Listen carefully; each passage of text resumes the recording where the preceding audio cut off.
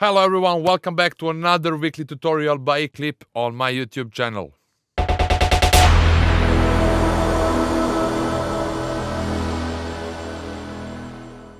For this week I chose to speak a little bit about creativity, and I'm really happy that we came to this topic.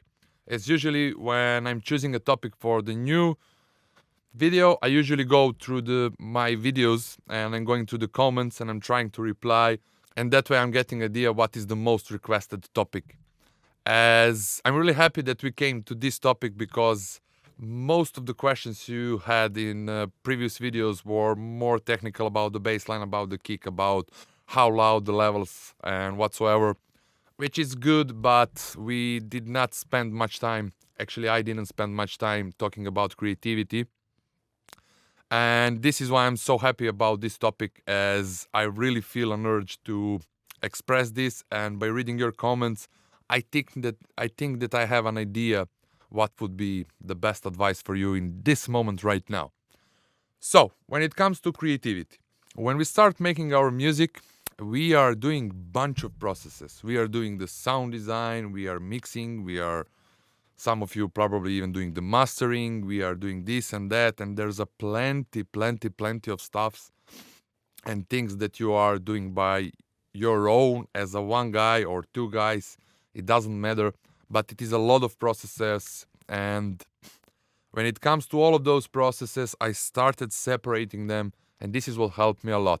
So if I come to the studio and when I sit in front of this desk, and if I feel that I'm not in a mood to create music or something, maybe something is bothering me in my personal life and whatsoever, I will spend that studio session in building the kicks, building the presets, building whatever, all this technical part where I just need the good speakers, good acoustics, and my studio, and I can just make and create more of them. But when I come to the studio and I feel the moment is there that I want to create, that I want to write melodies, that I want to do interesting sound design, that I want to paint with the atmospheres, and you get the point.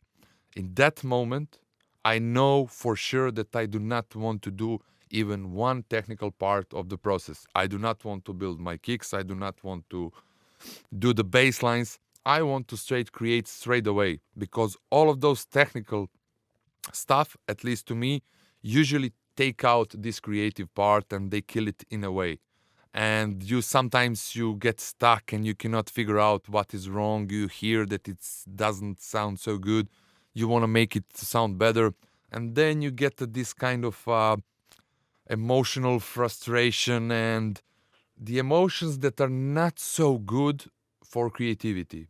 When you are feeling really good and something, this is the moment to create, at least in my case. And if I feel frustrated, I do not want to mark these emotions in my music. At least I do not want, and this is my advice for you as well.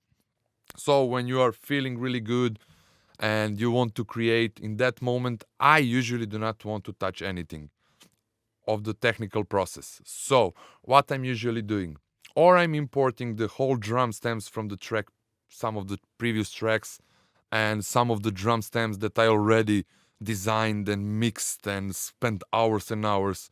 So I will borrow that for a moment, I will drop inside the project, and I will start to be creative in 10 seconds. So I created the latest template for a Psychedelic Tips Wall 2, and I really like how it sounds. And I will drum stems, I will drop them in a pool, and from the pool I will just drag and drop them over here, different tracks, and this is it. I'm ready to go. Now if I mute only this kick, boom.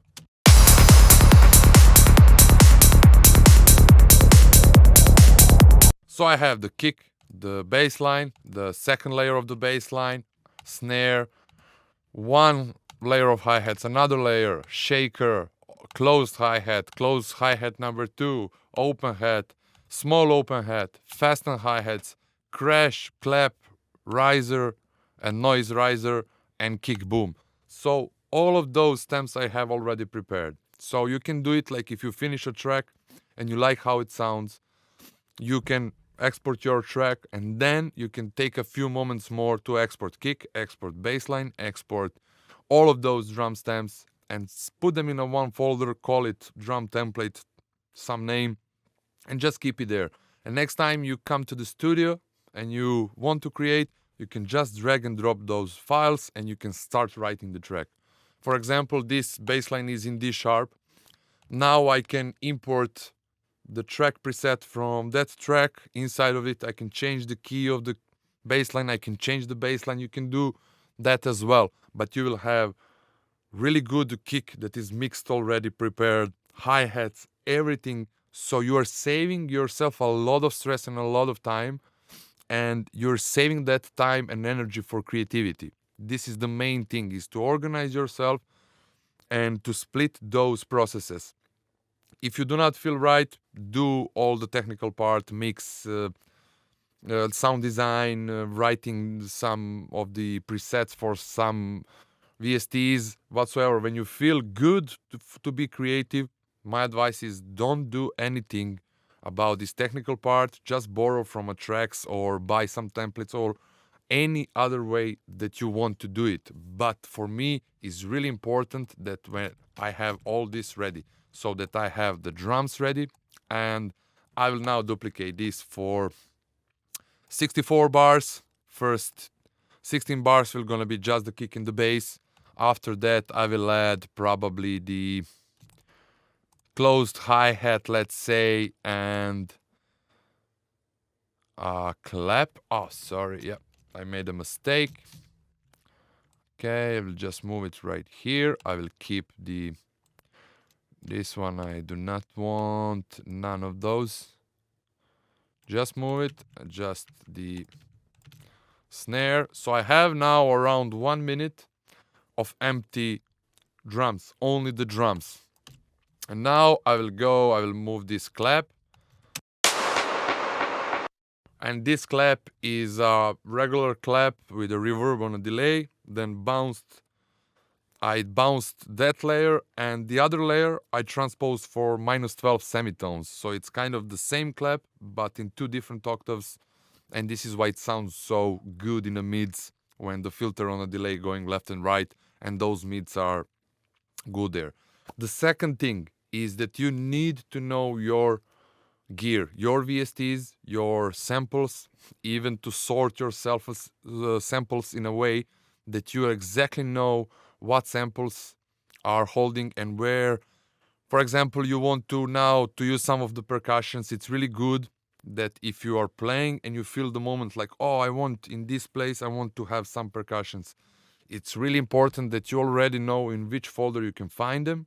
And then later on, you can spend, when you do the arrangement and when you put some of the files already there, the next session, when you come back to studio, you can duplicate those layers. You can put a little bit more layers inside each of those. But when it comes to the just dropping them there, you're supposed to be really fast and you should know where all your files are, where are your samples, how you can come to that sound that is in your mind. This is now the thing that I want to mention, as my creative process is like this. I prepared the drum stems, they are ready, and now I want to be creative. And I'm not listening to other people's music, I'm not trying to get ideas from others. It is just the process that is already natural inside me. Is I'm there, I'm gonna press play, and the sounds will start showing in my mind straight away. Maybe a percussion, maybe a pad or a chord or whatever it is. So I usually do it like this. Let's say on bar 13 now, I had like two percussions that are doing just like tom-tom. So I know exactly one really good folder of Vengeance. And this is why I like Vengeance, because they are full of really interesting single shot sounds. Not the whole sequences. This is something I almost never use. When it comes to the whole sequences, I will use VST and I will play my lead or ARP or whatsoever. So I like those sample packs that have bunch of those percussive single shots. And one of the best is this. I think this is the first Vengeance pack that came out. So I'm looking for something sharper, like tom tom, but to be like tom, not to be like a... This one I used in enormous amount of times, but anyway. So this is something I was looking for, and I knew exactly like 5 folders of my sample packs where I can find the sounds like this. And this is the most important thing, that you know your files, that you know your sample libraries, that you know your VSTs and the presets that you have there. And this you can get only by sitting and practicing. What I'm trying to do with those YouTube videos is to pass you some of the knowledge, but I cannot pass you the knowledge of how you can do everything. There is one important thing is knowledge, and there's another even more important thing is patience and hard work.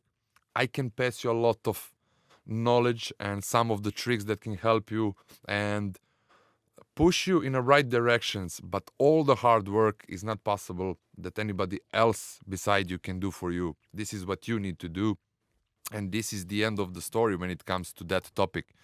So patience is the one thing, the organization as well. If you are well organized, this is another thing. And yeah, let's continue with this. So let's say I wanted to have this percussion over here, and I wanted to go 2 times like this.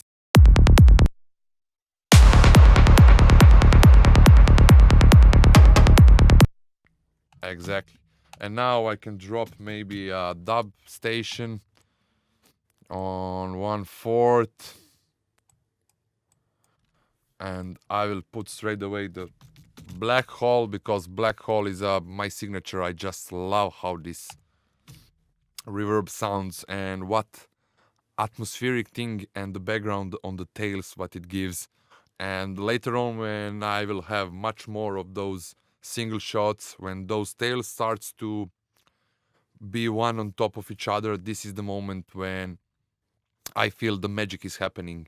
Because what I'm interested the most in when I build my music is the atmosphere, the energy, the emotion, or whatever you call it, is there. And my biggest weapon, I can say, is all these single shot units and all the movements I'm doing with them. This is what inspiring me, but it can be something else for you. It doesn't matter. What matters is that you know what are the things that you want to create, and that you master the processes to get those sounds.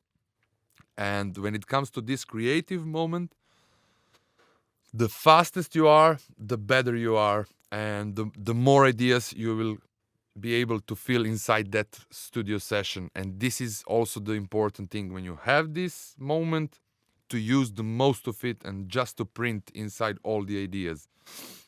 And later on, when you come back tomorrow, if you captured this moment, it will work straight away. You will remember the feeling you had yesterday, and you will continue straight away just easily as you are. If you are struggling with a track, if you do not have an idea what to do next, then it might happen that something in that track already is not done correctly. Like if I do this first part, if I do it correctly, if I capture that atmosphere, and if I write that, I will hear it tomorrow and I will know exactly, I will have like 5 ideas what would I do in the next minute or 2 minutes. And my problem is usually that I print even more material inside the project than I need. So in the end, my biggest part is I need to select and I need to delete a lot of sequences that I created already.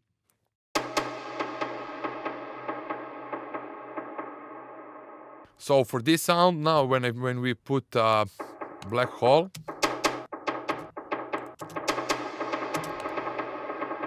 what I usually do, I will never put the reverb on the first. If there are two of the percussions, I will bypass the reverb and I will leave it just on the second one, because if it's chopped, if we put on both of them and we have 2 different percussions, then if you put a reverb, the first one will be extended, and I do not want that. I want the first one to be short and second one to be longest. But this is just a tip that I like, so you might try as well.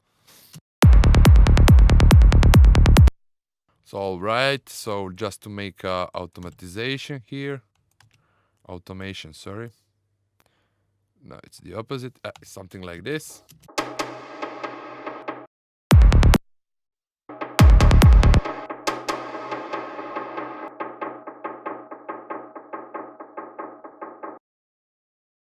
So I will bounce this part right now.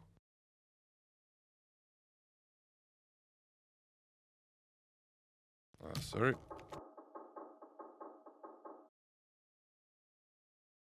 Render, and now, because it's really something that is just one sample with on two different positions with a reverb and a delay. I always like to give an extra taste to it. You can continue now and do something and print all of the others, but I would like to add this one to be a little bit more interesting. And this is important thing. I'm showing you this trick for a reason. So I duplicated the same layer, and what I did with the second layer, I transposed it for -12 semitones. And now, because this delay is going left and right, I just want to make it this one to be a little bit different from this one. So I will flip the left and right channel. And the easiest way in Cubase is just to go to stereo combine and just doing the opposite thing. Now we have the same sequence in the two layers. One is the octave below and with the flipped left and right channel.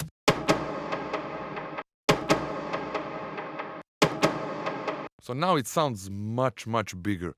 And this is now the point where I also figure out that some of you commented on my channel that plenty of people said, like, I do not want to use samples. I would like to create all by my own. This is okay, and this is really good thing. But what are usually people who have this idea in their mind, what they do wrong? Because when you use a VST and you make a percussion, for example, then when you transpose it down, it will be the same as the one above, just in a different way. But if you use the sample, the audio file, and then if you transpose it for 12 semitones, it will sound totally different if you did it from the source. Why? Because sampling is completely different.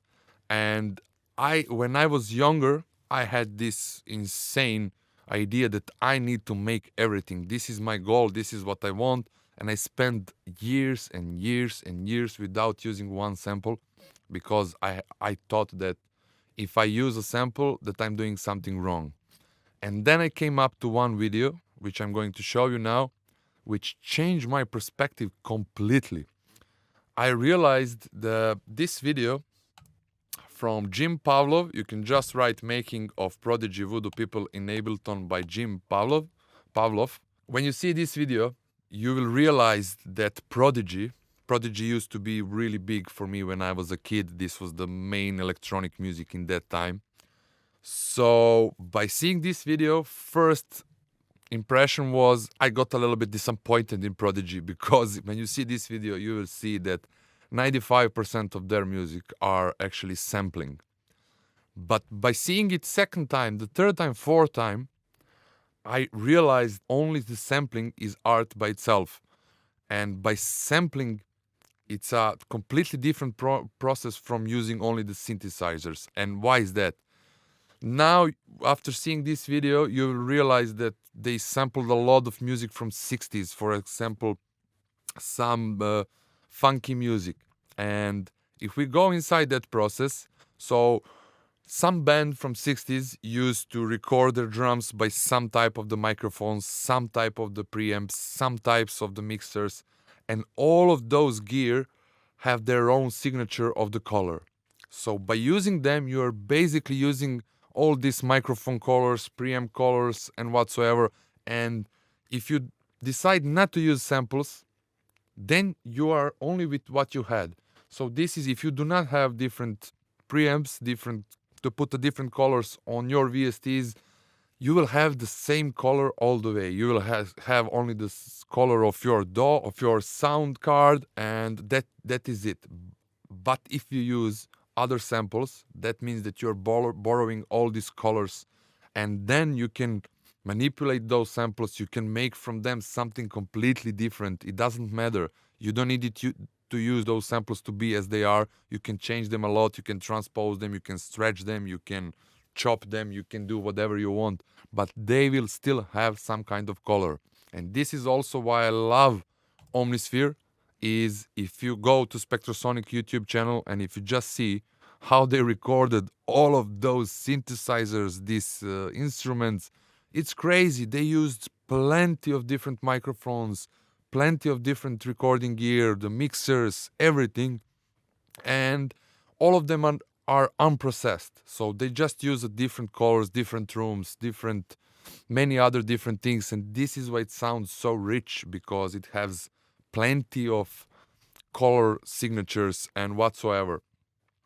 So what I wanted to say with this video is that you need to find your own way, and you should make everything safe for your creative process. So when it comes your creative process, you just need to be fast, drop some of the samples inside, the drums and whatsoever, and you should be creative straight away, as saving yourself for all these technical parts, sound design, mixing and whatsoever. You are actually keeping the energy to express this creative process, and this is usually when I got the best results. Now, if I do not feel the creative mood, I will not even work on my music. I will wait for it. And sometimes it happened that for 3, even 6 months, I do not have any creative urge because of some problems in your personal life and whatsoever. But when it comes, you need to be fast and need to use that moment. This is the biggest advice when it comes to creativity. And also, the second thing is, do not limit yourself by some imaginary thoughts like, I do not want to use samples because this is bad. If you go inside the sampling, do one session with only sampling. Try to learn how to sample. As you can see, I used the sample here. I put a delay reverb on it. I made an automatization for the reverb. Then I duplicated it. I transposed it for -12 semitones. And this is amazing thing, because listen, when you transpose it from Cubase with a delay and with a reverb on top of them, for me it just sounds amazing. It sounds different. It loses a little bit of quality, but you will combine it with this one, and then you can apply some other processes, compression and whatsoever later on for those 2 layers, and make it to sound more interesting.